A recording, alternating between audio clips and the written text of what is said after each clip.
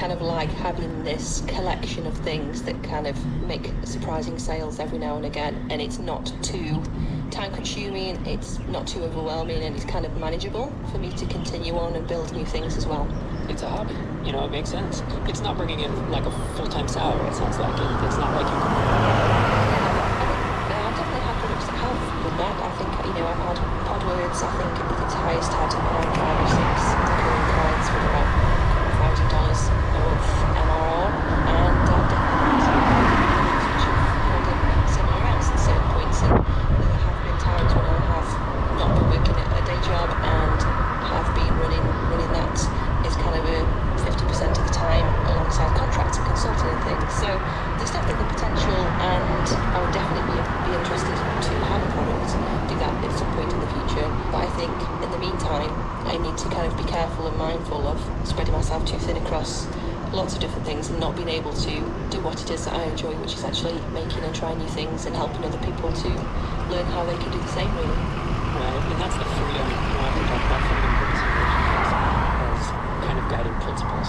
And you're talking a lot about the freedom and the purpose part there. The freedom to do what you want, to have an app that produces half your income, and then to consult or to work a day job and have stuff on the side. And then the purpose is, that's where I think hobbies bring a lot of that. It sounds like you get a lot of happiness and enjoyment out of learning new things, and that can often lead to feeling that sense of purpose of like, yeah, my purpose right now is to create and launch these small apps and do a bunch of learning.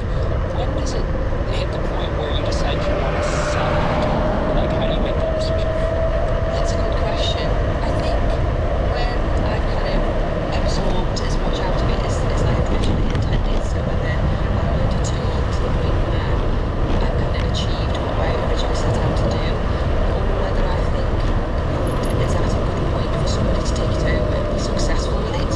I think a lot of people maybe leave a product until it's kind of fizzling out, and I would rather sell something while it has potential for bigger things. So I tend to sell projects really with like a list of marketing ideas and a list of ways of going forward with it. So I like to make sure that there's still marketing potential, but is it as a position so we don't have to take this one easily as it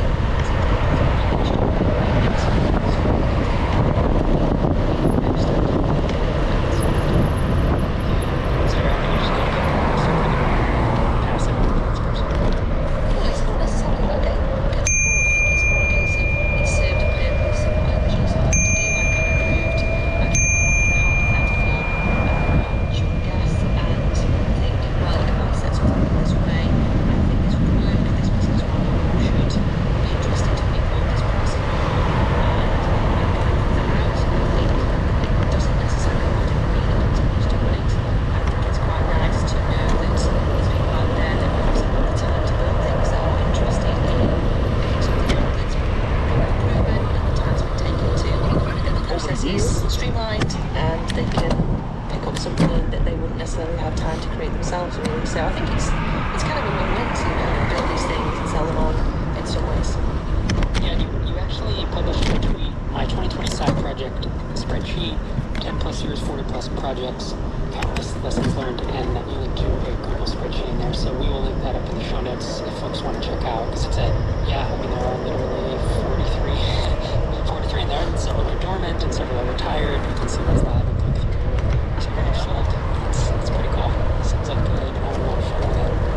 Yeah, it's been good to share that. I think it's only been recently that I've actually started sharing what it is I have been building over the past 10 years or so, and I think the feedback I've had has been really encouraging and really helpful, and hopefully I can dig into some of the stories from each individual project and put some blog posts together, and the people might find interesting if they want to start similar businesses themselves in the future. Yeah, my assistant producer put together some notes for me, and it sounds like when you go to sell these, you've sold them on sideprojectors.com, indiemaker.co, 1K projects, and then for no-code stuff, no-code exchange, and of course no-codio, which is your own site, marketplace type thing. Do other people post on no-codio, or is it all your stuff?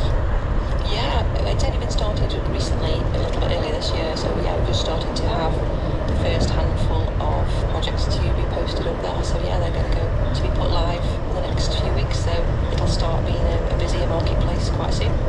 And I'd like to kind of switch up the topic here to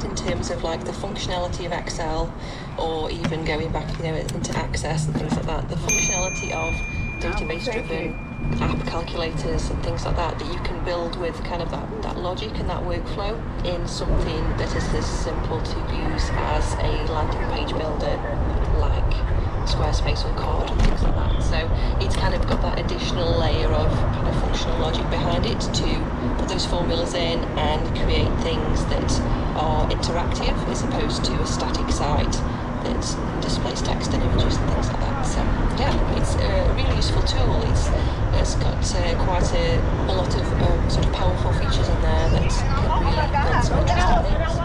Yeah, okay, that's super helpful, thanks. That was obviously a super new question. As soon as you started saying it, I was like, oh, so it's totally different, but I really couldn't tell because I have so little exposure to the new tools here. I'm curious, as someone who is obviously steeped in no-code, like, how do you describe it to someone if they've never heard that term? Yeah, I guess there's a couple of different sides to no-code. First of all, there's the tools, which people are probably familiar with and have used over the last 10 years or so. So things like Zapier and Webflow and landing page builders like Card. So there's these tools that enable people to build quite complex systems and also link them together with integrations that don't necessarily require any custom code. The speed at which you can prototype something is incredible. You can go from nothing to an app on 100 people's phones in a couple of hours. And I think just that speed of prototyping is a big seller of the no-code tools, but there's also the community side as well, which is a huge thing that I've found most encouraging, is that there's a huge community of people who are helping each other as well. So let's say 10 years ago when I was building kind of sites in different no-code tools, which they are considered to be now, there wasn't necessarily people who could help me integrate one thing with another, and that just necessarily wasn't the thing. Developers have always been able to kind of find each other through the frameworks that they use, and just this name of no-code enables people to find other people like themselves and other people who build things like I do, which is kind of, it's really been an interesting experience to talk to other people and learn from them and share my things with them. And I think if it hadn't been for the kind of no-code community, I wouldn't have shared the projects that I've made. Cool. Yeah, I went and looked at the you have used Glide Apps. This is just called Glide, but it's at glideapps.com. And their H1 is create an app from a Google Sheet in 5 minutes for free. This is a mobile